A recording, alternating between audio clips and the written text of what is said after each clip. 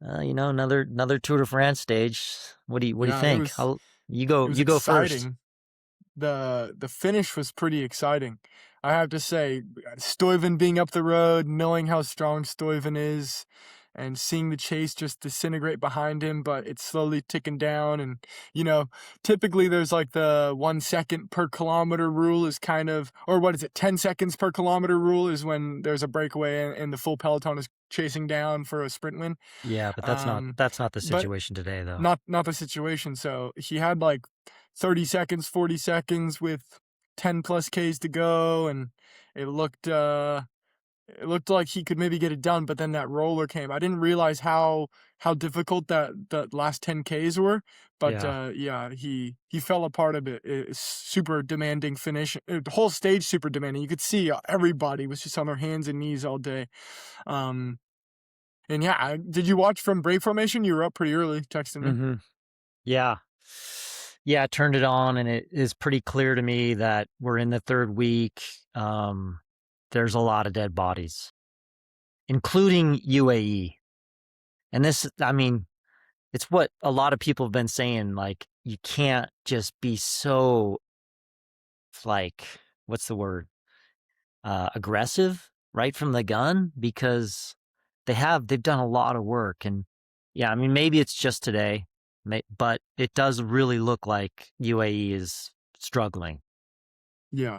Yeah, a lot of their guys are tired, but also you don't really know how the body's gonna react. I think partially why everybody was so on their hands and knees today was the fact that most guys probably didn't ride the TT very hard, just trying to make time cut, and they had a rest day before that. So they had essentially 2 easy days going into a hard day where everybody's fighting for the break. You had those tough climbs at the start where it was just full gas racing, and I think it showed. Everybody was kind of, their bodies were just in shock.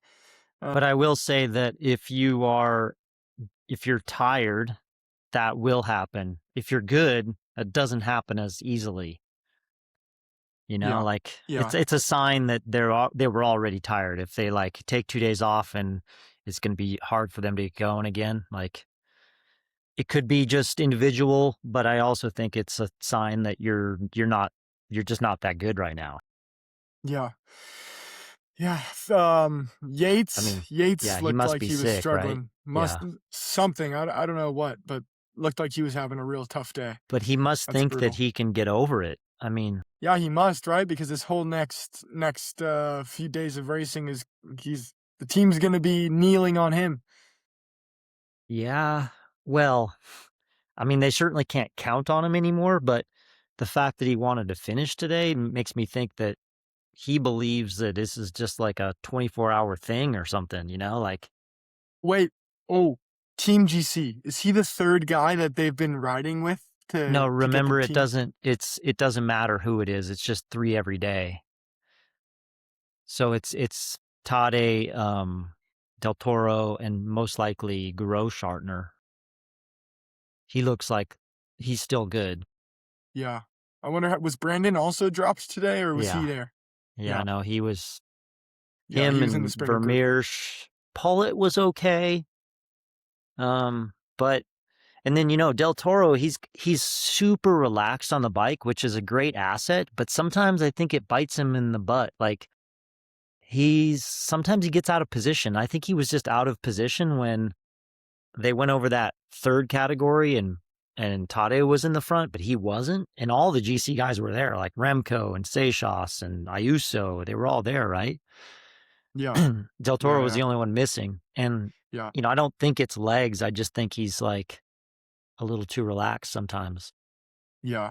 I missed that part of the race. I was on FaceTime with Maddie, so I Oh, didn't get to see that part of the race, but, well, um that's understandable.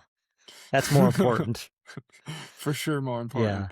But yeah. Let's talk about Trek, though, because um they don't win the stage, which I think is understandable, because they're not as focused on it. They're focused on this intermediate sprint. Mads is super aggressive, Quinn is super aggressive, right? Like, the whole day.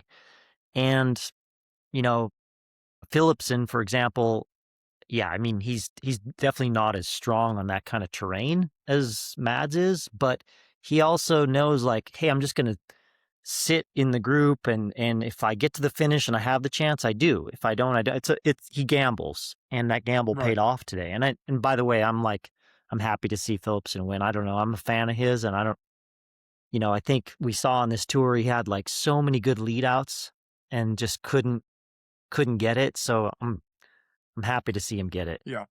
I'm also quite happy to see him win because, everybody that's at the Tour de France start line worked their ass off to get there. Like, undoubtedly, the training camps, long hours on the bikes, sacrifice, time away from family, and to come away empty-handed especially when you have the pressure like I imagine he has within the team they bring a whole team basically to support him.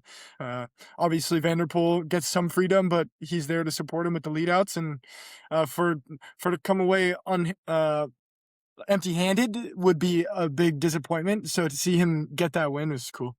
Did you see the green jersey standings after the stage? Because I mean, he gained a lot of points there at the finish. Yeah, I think it's within 15 points now.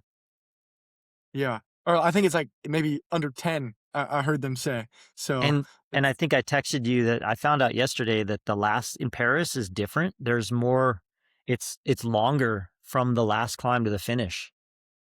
yeah, I saw That that text, but I wasn't quite sure how that makes sense or where they go to get the so extra Ks. I just heard a thing. I didn't actually go and verify, but last year it was like 5K from the top of Montmartre to the finish. This year Yeah, it's 12. interesting. And let's assume that it doesn't rain like last year. It could be a much more competitive final, and a guy like Mads can definitely be there to win the stage. Yeah. Well, Um, I and don't know even Philipsen, like, he can go up for that sure. climb, right? Yeah, Philipson's a class rider. It's just I'm interested to know. We got to look at the profiles and see if there are any intermediate sprints that those guys can get in the next couple days before they get to Paris, because that will be massively contended. And Philipsen maybe doesn't have the upper hand to Pedersen when it comes to being able to get over some of those mountains. Yeah, Um, yeah, so that'll be true. interesting to watch. Yeah, it's good. I'm glad we have a battle. I'm Yeah, always rooting for things to be close, and yeah. it's nice to see that the green jersey is somewhat close. Yeah, and then these next couple days, if breaks can get away, we have the polka dot jersey battle to watch. Yeah, yeah. Pogacar's still in the lead of that, I think, with a I I hefty I margin, think but he'll just automatically get it, yeah, with Alpe d'Huez, 2 times up Alpe d'Huez, and tomorrow's an uphill finish. Although, I mean, obviously, breaks can make it to the line and sweep up those points, but he will certainly be, if not first from the GC guys, close to it. yeah. But anyways, will be fun to watch how the races pan out. Whether Yeah. UAE has the firepower to race these stages like the mountain stages like they have been in the past, or like what they do, because you know I think they're hurting. they might be on their hands and knees, and now Visma have like nothing to lose, so they're going to be sending the break with multiple riders. Um, so I might be up to Decathlon to ride. Uh, Yeah, and Red Bull. I don't Red Bull maybe, yeah. Also, 'Cause they um, do they have guys that can go in the break and win stages? Red Bull? I don't think so. Jai Hindley maybe. Oh, Jai Hindley, yeah. Good call. He was there today, Hmm. which, I not mean, really he the looks best. strong. No, it's not the best day for him to waste energy. Yeah, but who knows? But But man, anyways, if you're good in the 3rd week, it's like you're racing like a handful of guys. yeah. But I will yeah, that's true. I will say though, like I think the biggest loss today within the race was Trek. I think they kind of fumbled the bag there because they were all in for Pedersen going for the green jersey points, when in reality, I think maybe they should have just wanted a break to make it to the line to sweep up those points. Um, because Yeah. he wasn't even in the top 5 today, I don't think, Pedersen. No, he was 8th. Right, so he got hardly any points, if But any. he did win the intermediate sprint. Okay, but that's like not much compared to the finish line. The finish line Right. was a lot. Was it 70 to win today, or is it not really a, because the sprint stages they increase, but today is Yeah. that I don't I don't think today was 70. I think it was less, but yeah. yeah, kind of I kind of mean, it's crazy to gamble everything on that when you have a rider as strong as Quinn that can he was in the break at the start. You watched that and they called him back. He was yeah, in I the saw break that. and Pedersen was really struggling over the climbs cuz for some reason out the gate Pedersen Well, was like full gas going. yeah, maybe you missed it, but on that third category, Quinn was ahead. He was the only guy in the group. And then Mads went away from the peloton and he closed it down. Like he had like 3 guys with him and he did a ton of work. He got really close. They called Quinn back, and at the same time, Mads kind of like blew up and he went backwards. And I was watching pretty closely, and then Quinn basically reaccelerated back. But by then, it kind of all came together at Yeah. that KOM on the third Yeah, yeah. category. Yeah. I mean, it's tough because Mads. I mean, Quinn is just super strong. There's no question. But if we're gonna look at who has the nose to win, it's Mads is better. Sure, for sure, but why if they are so headstrong on going for the green jersey and there is a big group up the road with Philip, like none of the green jersey guys in there, why Yeah, not just let it go? Like if that's right. really their objective of this race now to win the green jersey, why sacrifice that at all to maybe get a chance to win the stage when you can have a group just sweep it all up? Right, because Man, I mean, the only ones that you really have to worry about is like Philipsen and maybe Gourmet, and they weren't there. yeah, Phillipson, Cooley, Gurmai, I think maybe Yeah, those three guys, but they and they weren't weren't there. there. No. I mean, that's a good point. That's a really good point. Yeah, And they were, yeah, as you said, they were, Pedersen was the guy to kind of stitch it together or at least yeah, keep encouraging the chase behind to bring it together. When they had a guy up there, Quinn, who can fight for the stage win. It's not like he's written off as not possible to win from a group like that. He true. proved that he can win from a group. Yeah, So that's a he had a big, big problem in that. Currently in that situation, he had one big problem. That's Matthew Vanderpool. yeah, but true. But but I mean, true, he had a chance. Yeah, riders can get away from yeah, that group, especially when it's that size. It's you just gotta gamble on that and not lose everything like they did today. But yeah, yeah. I um think it's fair to say that they quote unquote screwed up a little bit, but I mean, he yeah, still has the green jersey. They he does. And he he won a still stage. likely will win it. Yeah. Yeah. Yeah, they have a stage And win. they're doing pretty Yeah. well. Like Skelmos is having a great tour. Ayuso is, I mean, he's doing well. He's not like, he's been hyped a lot. They spent a lot of money on him to get him away from UAE, and that's tough. There's a lot of pressure on his shoulders. Yeah, there is. And then also a lot to prove from Skelmos because I imagine, he was gonna be like the out and out leader for GC wise in that team, and then a user comes along, and now they kind of have to spearhead the race together as a dual leadership, and that can also be frustrating if you've worked your way up in a team and maybe you've been promised some things or you've been told some things and you are expecting something and then a new guy comes along and there's new management in the team and whatnot and your expectations are then different than what they were before because there's new riders there. That can be a bit Yeah. frustrating. Yeah, but I think realistically, like when you're a top 10 GC rider, it's not really a big deal if another top 10 rider comes in. Like, it's not like you really have to necessarily sacrifice for each other. I mean, it's a little weird because you're each going to do your own race, but like, what's the point of having one of them help the other?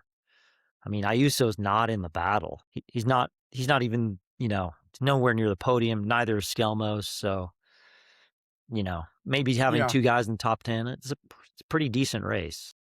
Yeah. But maybe even just aside from the Tour de France, like the whole Ardennes campaign, you know, you've got dual leadership now, and Yeah. then the other stage races like Dauphiné or Swiss or wherever you go, if you guys are both there, it can just be frustrating. I imagine. Yeah, Better well, know I that. would imagine on those 1-week races, they split them up. That would be the smart thing to do, to cover all your bases with a potential top 3 or 5 or whatever. That's true. That's true. But, I don't wanna be too hard on Trek. They're all in all, No, they're still they're having a great Tour de France. yeah. And Yeah. I absolutely want Quinn to win a stage. It's a little bit like he's so strong, I'm just like, "Dude, just, like, I really just want him to win too, but it honestly doesn't seem like he's getting the freedom to. a little Like bit." Yeah. today I think it would have been a great day for him, but he just isn't allowed to do it, which sucks. But But it's I it's the price you maybe pay. yeah, but one thing to think about is, like, I mean, he's won a stage in Swiss and Dauphiné, right? But, like, he In gets in these Catalunya. yeah, and he gets in these situations where, yeah, he's just not the most crafty guy, and I just mean that as an assessment. I don't mean it to criticize because he's still learning, and the more times he gets in these situations, I think he'll gain the experience, and, like, for today, for example, it was, like, 3K to go. Vanderpool went across that group, and Quinn was following, and Quinn was coming up with speed, and I was like, "Oh, go now, go now." Of course, they're all on their limit, but I'm thinking like, "Man, if you had just been saving a little more throughout the stage and throughout the entire tour, like, if you just had that extra bit to go right then, it could have been a good move." He's not allowed to, man. He's got to stay and be lead out for No, this Pedersen. was uh, I'm He not so has to. sure there in the final, 'cause Yeah, he I think Mads had already been off the front for a long time. He'd done a lot of work. If Quinn goes alone, you think they're gonna be like, "Stop?" well, I mean, you saw Pedersen yelling at Derek G there because he was trying to like stitch some things up Oh, and I keep didn't the see that. race going, but there were some guys up the road and Pedersen was aware and wanted the points to get up the road. But so then you would think Quinn would have the freedom to be up in the break. It's very conflicting and confusing Yeah. how they were riding the stage because Pedersen knows that he wants the points to get up the road because he's in a group with Philipsen, but then he's stitching things together earlier in the race, trying to race for the win, and it was confusing watching how they were racing. I'm not criticizing them; it's just an assessment, like you said. But Yeah, yeah, and it's so much we're sitting here, even you're like, you're currently racing and you have, like, a feeling for this, and I certainly used to have, like, a really, really good feeling for it, and as soon as you stop racing, you definitely start to lose that, and it's so easy to sit here and say things, like, these guys know best, but I do see Quinn, like, just he's so strong, I just want him to be a little bit more, conservative with it and surgical. sure, sure, yeah. But nonetheless, it was a really fun stage to watch.